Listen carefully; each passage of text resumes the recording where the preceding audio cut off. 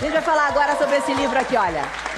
Crer ou não crer, uma conversa sem rodeios entre um historiador ateu e um padre católico.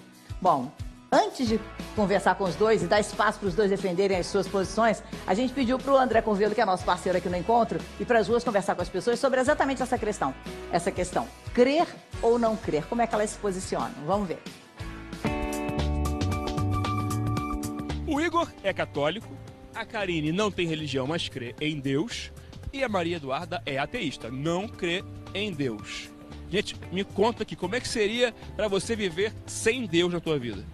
Cara, então, tem o peso de eu ter sido criado na igreja. Então, tipo, é uma coisa muito subjetiva pra mim, sabe? Me faz bem, é uma coisa que me traz uma leveza de espírito, então. Tem curiosidades para saber como é que é, sei lá, conduta, ética, pensamento um do outro? No momento de, assim, que você precisa, de dificuldade, como é que você pensa? Como é que é o seu pensamento? Boa pergunta. Eu acredito muito em mim mesma e quando eu tenho uma situação de dificuldade dessa, eu costumo passar muito tempo comigo e com o meu pensamento, com a minha consciência. E até às vezes parece que é outra pessoa separada, entende? Muito louco você acreditar que você vai morrer e acabou. E aí eu queria saber se você lida bem com isso, com essa ideia. Morreu, acabou. Eu acho isso ótimo pra mim, sinceramente. É porque isso me força a viver a vida da melhor maneira possível e não deixar pra fazer as coisas amanhã. Independente da religião ou da fé da gente, pra mim Deus existe. Tinha um professor que era ateu e eu não sei, a gente não entra muito no assunto, né? Porque eu vou falar que eu acredito, ele vai falar que não acredita, vai entrar numa polêmica, né? Eu vi que você tem tatuagens aqui de cruz, né? Tem nas duas mãos. No pescoço. Quem é Deus pra você? Deus pra mim é o Todo-Poderoso. Minha mãe, o médico disse no CTI que ela ia morrer, que eu chamasse os parentes, né? Ela, antes de entrar em coma, ela gritou Deus. E saiu do coma, e saiu do CTI, foi pro quarto e tá em casa. Eu acredito muito em Deus, mas não creio que tenha uma coisa que, entendeu, me faça... Eu não consigo ir numa igreja e ela me acolher do jeito que eu gostaria, entendeu? Infelizmente, eu acho que a religião é uma coisa criada pelo homem, mas eu sei que tem um cara lá comigo, entendeu? Que fica me guiando, me ajudando nas minhas decisões difíceis. Na realidade, eu acredito em coisas boas, em coisas ruins. E eu acredito em energias boas e o que você bota no universo, você recebe de volta. Onde ele está? Tá do meu lado aqui agora. E do seu lado. No céu. Eu espero quando morrer encontrá-lo lá em cima.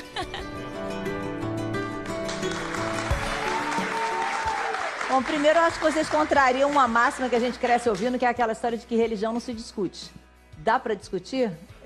Nós discutimos dentro dos limites do afeto e da ética, e eu acho que quando você está convicto de algumas coisas, o encontrar a diferença aprofunda a sua visão.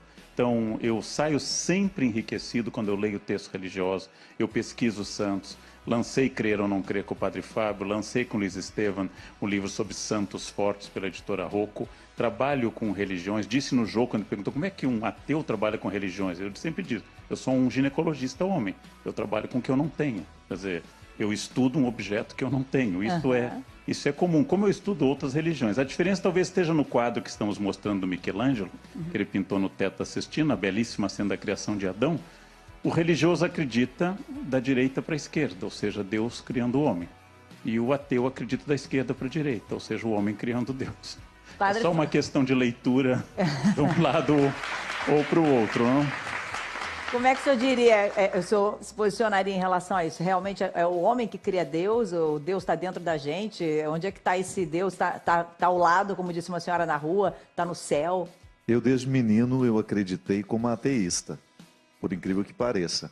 Que Deus mora em mim, que Ele é a minha instância que me faz refletir, que me faz pensar. Só que ela não crê nessa presença que lhe antecede. Eu sempre acreditei num Deus que me antecede em tudo, me dando capacidade de ser quem eu sou, me dando capacidade de amar, de pensar, de refletir, de criar. Então eu nunca tive uma dificuldade de conciliar o criacionismo, que é a perspectiva da fé, que coloca Deus na origem de tudo, com a evolução. Eu acho que ciência e fé podem caminhar de mãos dadas, e aliás, faz bem quando caminham de mãos dadas. Porque eu não preciso abrir mão da minha inteligência para acreditar no sobrenatural, na transcendência. A conversa com o Karnal foi absolutamente saudável, respeitosa, como ele mesmo disse. Foi bastante afetuosa, porque eu sempre encontrei no Karnal um ateu muito honesto e que não perdeu dimensões importantes que eu considero como resultado da minha religião, que talvez eu não tenha alcançado como ele já alcançou.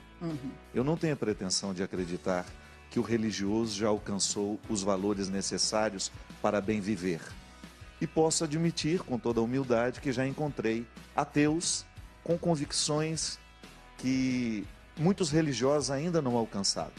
Convicções que se transformam em atitudes, Fátima. Porque a grande questão do nosso livro foi justamente isso, discutir o crer ou não crer a partir de uma antropologia que se desdobra o tempo todo em realidades muito práticas com as quais a gente lida.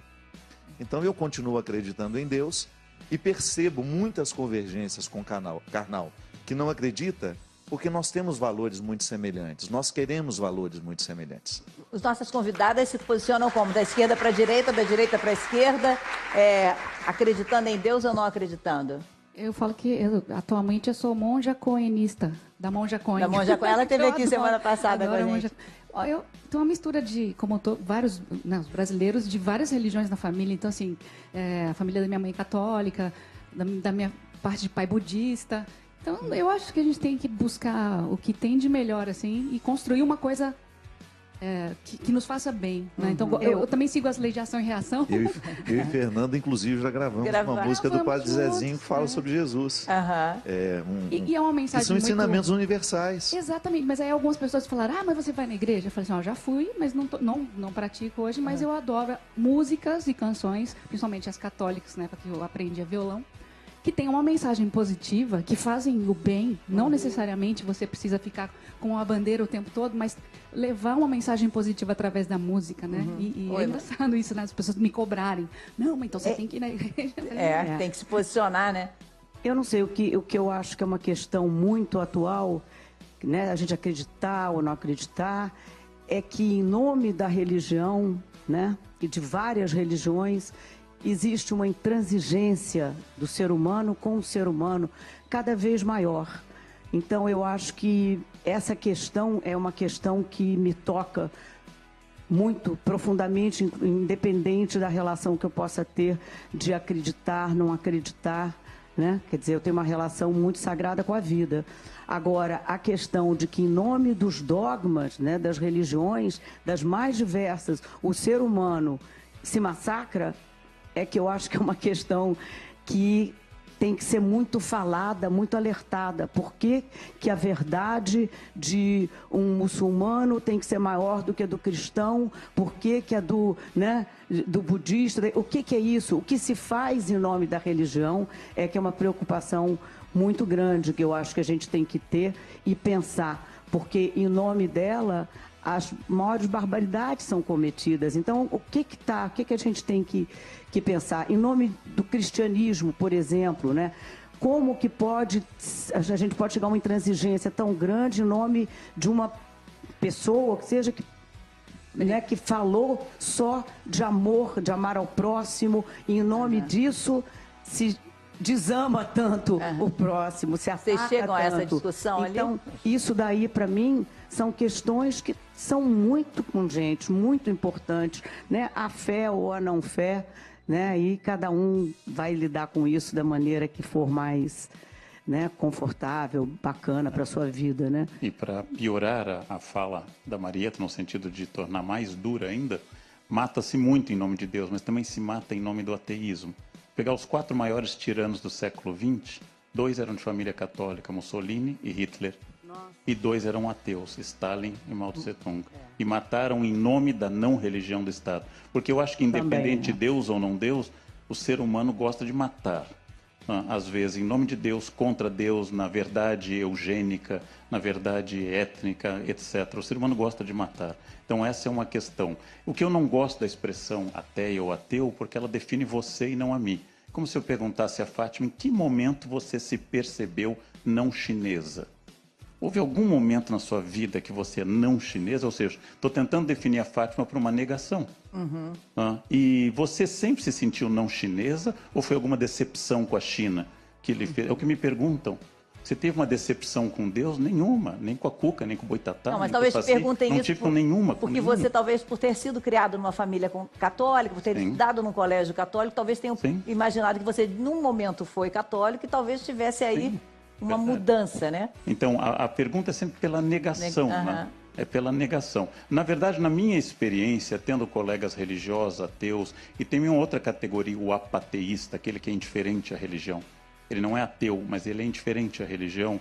O religioso devoto, o religioso não praticante. A diferença ética entre eles e os ateus, ou todos, é muito irrelevante. É muito irrelevante a diferença ética a partir da crença das pessoas. Uma vez alguém me perguntou, como é que dá para ser ético sendo ateu? Eu disse, considerando a história das religiões, a pergunta seria o contrário. Como é que dá para ser religioso e ser ético?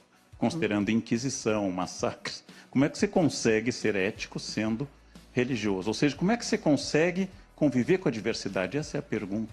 Essa é a grande pergunta. Como é que você consegue conviver com a diferença? Há pouco a Ju falou, eu gostava de rapazes e eles não gostavam de mim. Vamos entrevistar todas as jovens dessa linda plateia e ver se alguma delas, mesmo mais altas, tiveram algum rapaz que não gostou delas na escola. E se vocês forem honestas, sempre, 100%, em todos os casos. Mesmo quem tem 1,85 m foi rejeitado. Porque a rejeição é universal. E a dor da rejeição é universal, né? E a diferença é muito difícil para a gente conviver. Todos nós temos dificuldade em conviver com a diferença, né?